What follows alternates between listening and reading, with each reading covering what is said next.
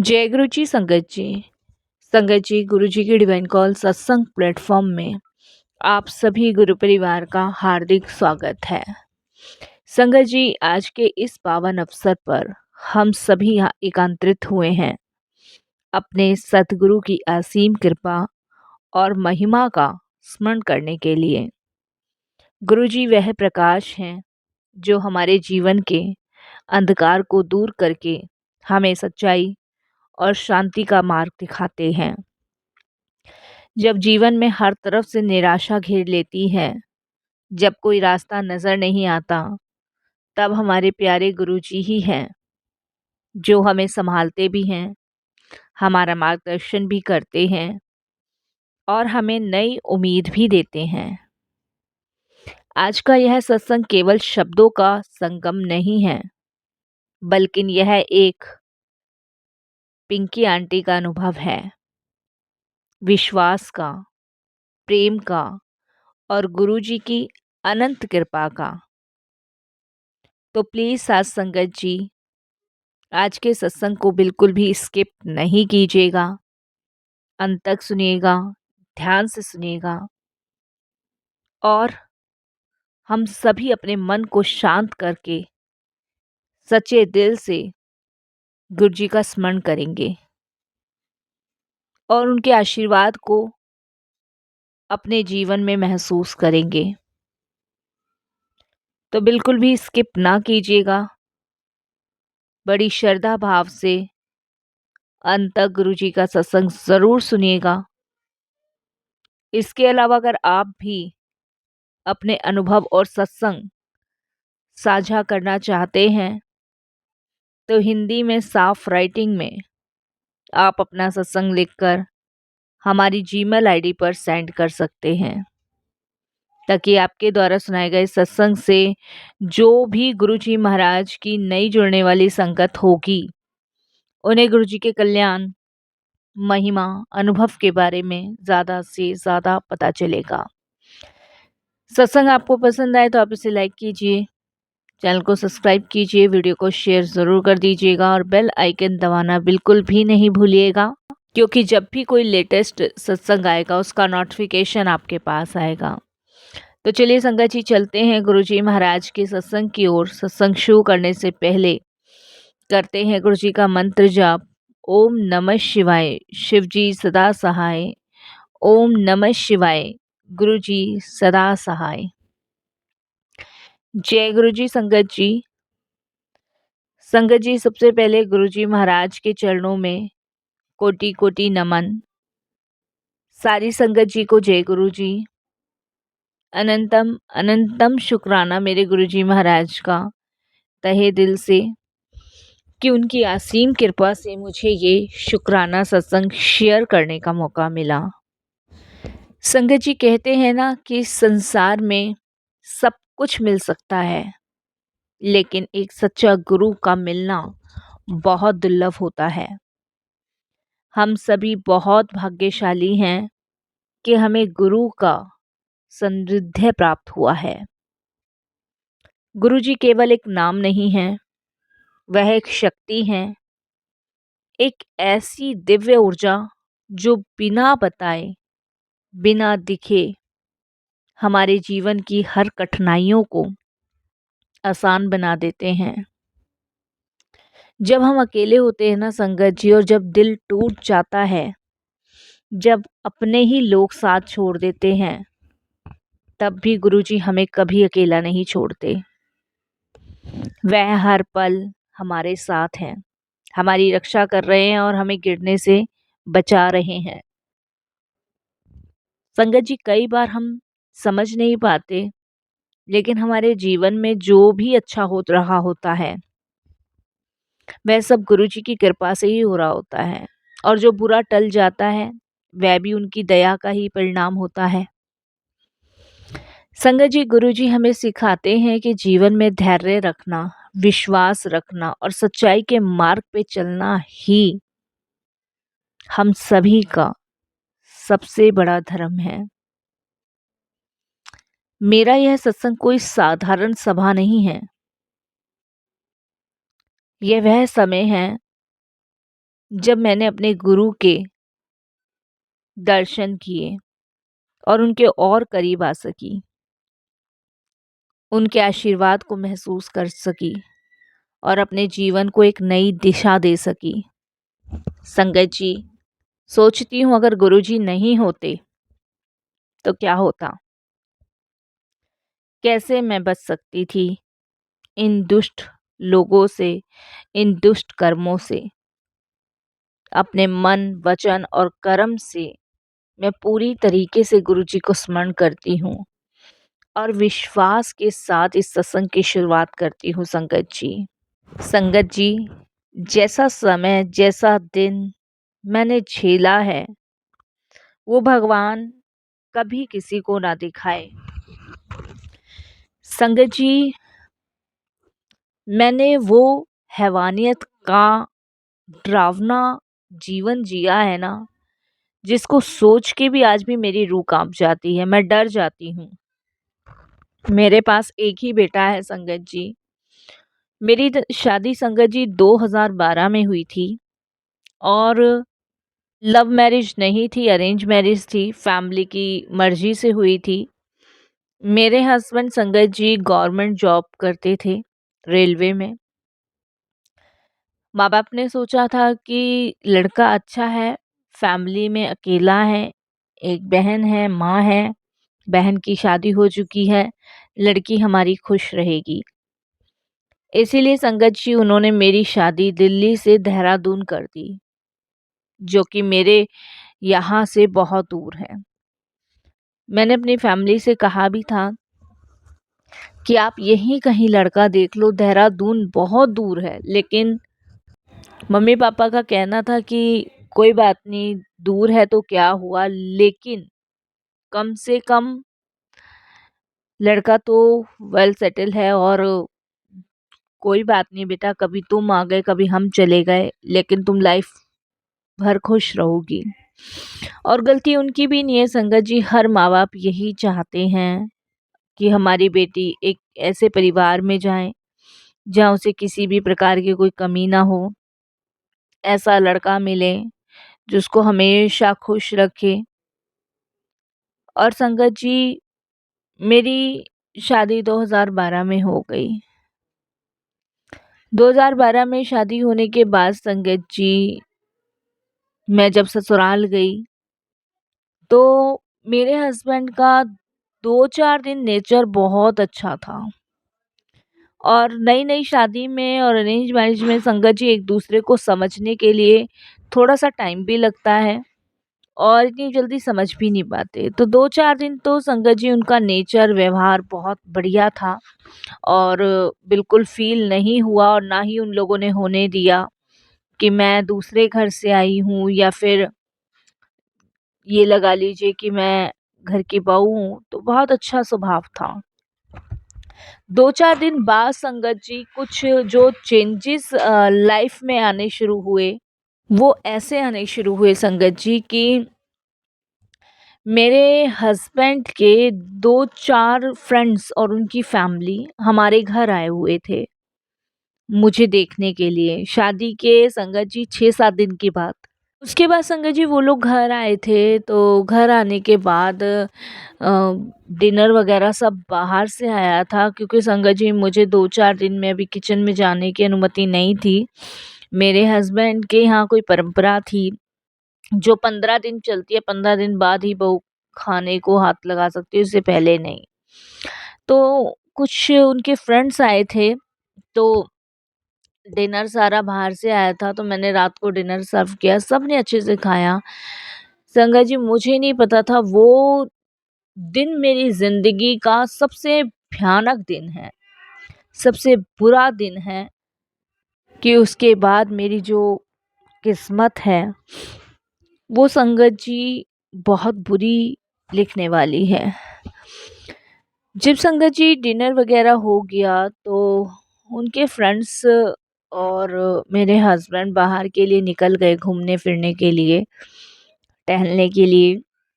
उनकी वाइफ वगैरह मुझसे बातें वगैरह कर रही थी। जब वो टहल के आए संगत जी, तो उस समय मेरे हस्बैंड ने और उनके फ्रेंडों ने ड्रिंक कर रखी थी। और ड्रिंक करके संगत जी जब वो आए तो उन्होंने संगत जी कुछ गलत मूवीज़ गलत गाने वगैरह सुनने की डिमांड करी।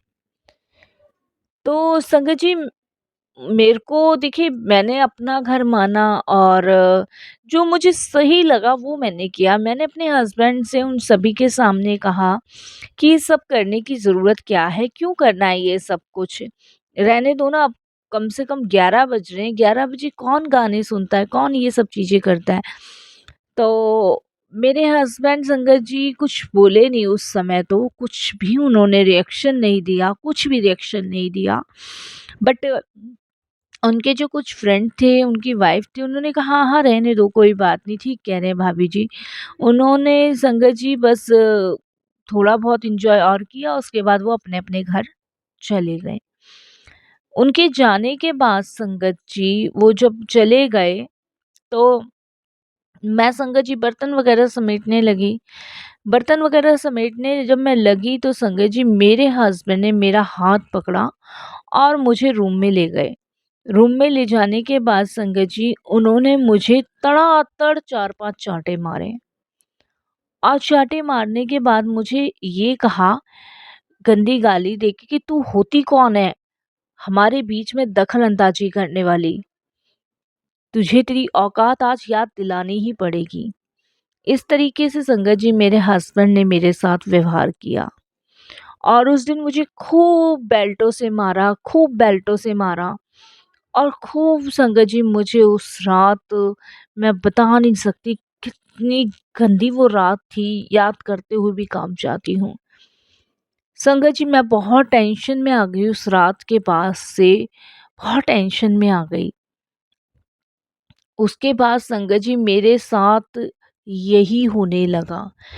5 बजे के बाद वो आदमी आता था और यही हरकतें उसे करनी होती थी, मारना, पीटना और फिर संगत जी शारीरिक शोषण करना और इतना गंदा मेरा हाल मचा दिया था, बहुत गंदा।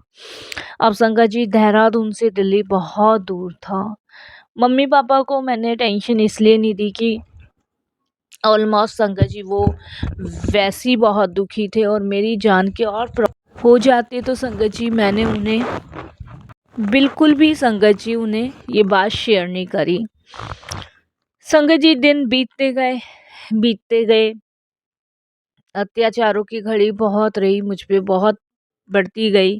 मैंने अपनी सास से फिर संगत जी एक बार कही, जब मेरी सास ने मेरी हालत ये और देखी तो मेरे हस्बैंड से बात करने रूम में गई, तो मेरे हस्बैंड ने ये कह दिया मेरी मदर इन लॉ को कि ये हमारा आपसी मैटर है, आपको बीच में पड़ने की कोई भी ज़रूरत नहीं है।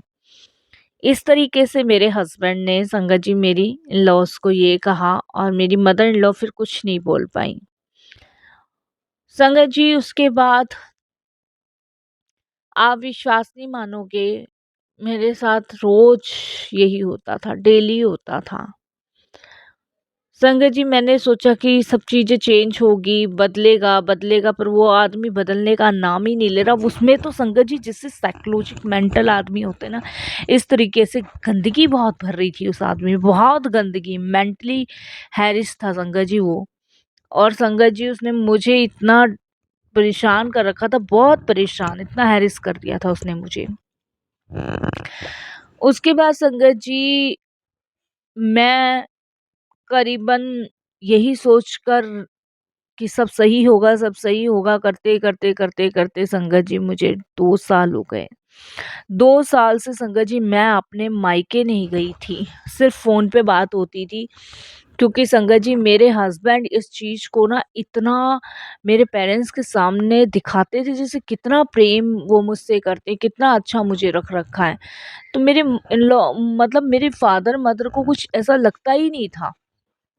तो संगत जी हुआ क्या, 2 साल बाद संगत जी मेरे को एक बेटा हुआ और ये बेटा संगत जी हॉस्पिटल में नहीं हुआ, घर में ही हुआ क्योंकि हॉस्पिटल मुझे ले जाया ही नहीं गया, बल्कि संगत जी जैसे-तैसे एक दाई को बुला के घर में ही डिलीवरी कराई गई और संगत जी जब मेरे मम्मी-पापा को पता चला तो इस आदमी ने यही कह के टाल दिया कि इतनी दूर का सफ़र है, माँ बच्चे कमज़ोर हैं, ये वो इस तरीके से। संगत जी उसके बाद मेरे को लगा बच्चा हो गया तब सुधरेगा, नहीं सुधरा संगत जी, बिल्कुल नहीं सुधरा। और ज़्यादा इसने गंदगी और ज़्यादा हरकतें करनी शुरू करी मेरे साथ। मार-पीट, शारीरिक शोषण, बहुत गाली-गलौज सब कुछ किया इनने। संगत जी एक दिन हुआ ये, पार्टी तो संगत जी इसकी आया दिन का काम था। शराब बहुत पीता था, बहुत पीता था। कहने को सरकारी नौकरी थी और बहुत घटिया आदमी था।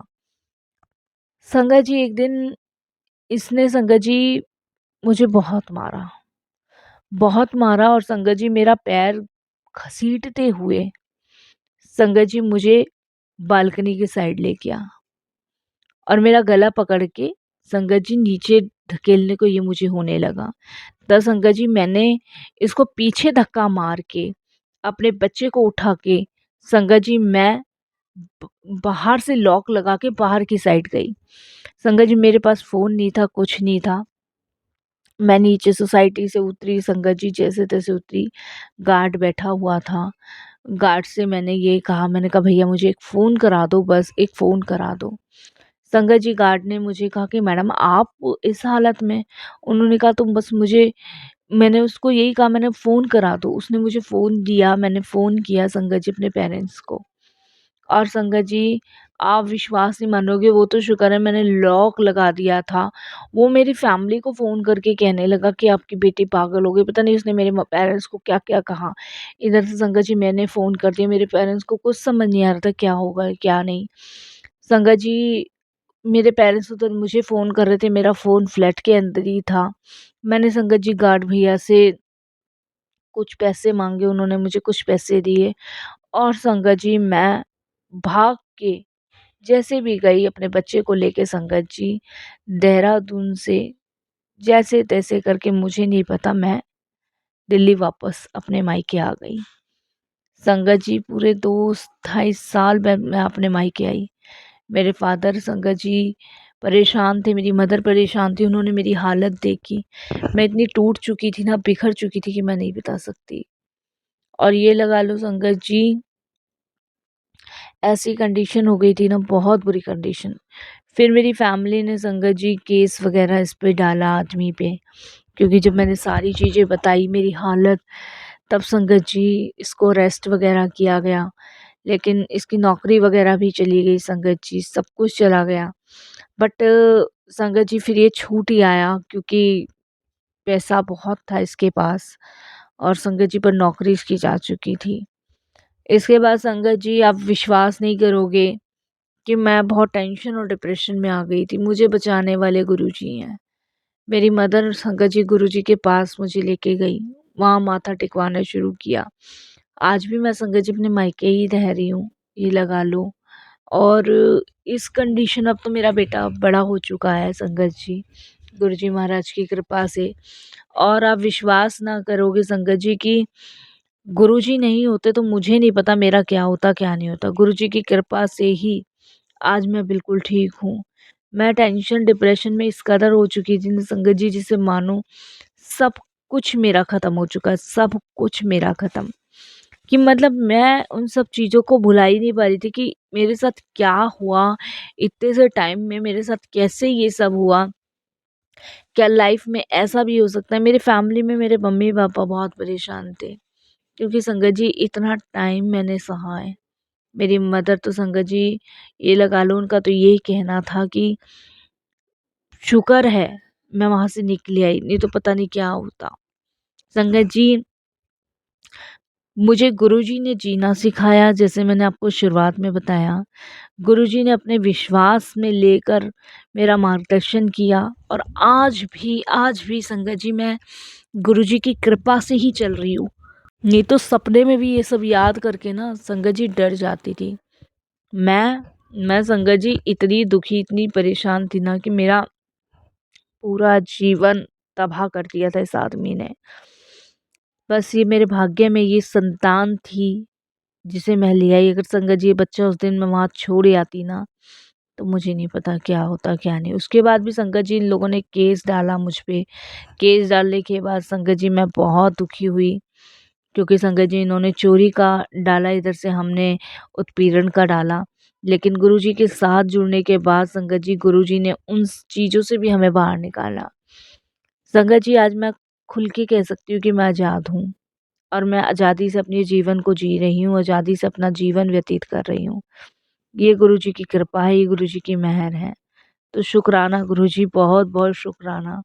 यकीन मानिए संगत जी कि जब इंसान अपने जीवन में हर चीज़ से हार जाता है ना, टूट जाता है, तब गुरुजी आपका साथ देते हैं, तब गुरुजी आपको अपना बनाते हैं, तब वो आपको हर परेशानी से बाहर निकालते हैं।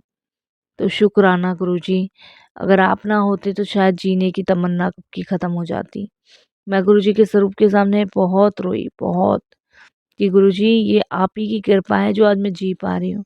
ये तो इतनी टेंशन, इतने सदमे को झेलने के बाद संगत जी कोई भी जीवित नहीं रहता, ना कोई बचता है। संगत जी बस मैं यही कहूँगी कि ऐसा कभी किसी के साथ ना हो, कभी किसी के साथ ना हो। वो मेरे लिए एक डरावना सपना था, एक बुरा सपना था, जिसे गुरुजी ने भुलवाया और संगत जी मुझे आगे बढ़ने की शक्ति, क्षमता, ताकत दी। कहने को तो बहुत कुछ है संगत जी, मेरे दीन दयालु गुरुजी महाराज जो हमेशा अपनी संगत पे कृपा बरसाए रखते हैं। तो आइए संगत जी सच्चे मन से, वचन से, कर्म से अपने गुरु का स्मरण करें और यही कहें कि गुरु जी सर्वदा भला करना, पूरे विश्व का कल्याण करना, सबको अपनी सेवा सिमरन भक्ति की दात बख्शना, सबका कल्याण करना। ओम नमः शिवाय, शिव जी सदा सहाय। ओम नमः शिवाय, गुरु जी सदा सहाय। जय जय गुरुजी, धन धन गुरुजी, वाह वाह गुरुजी, शुक्राना गुरुजी, अनंतम अनंतम अनंतम शुक्राना आपका, बारंबार शुक्राना मेरे गुरुजी महाराज का।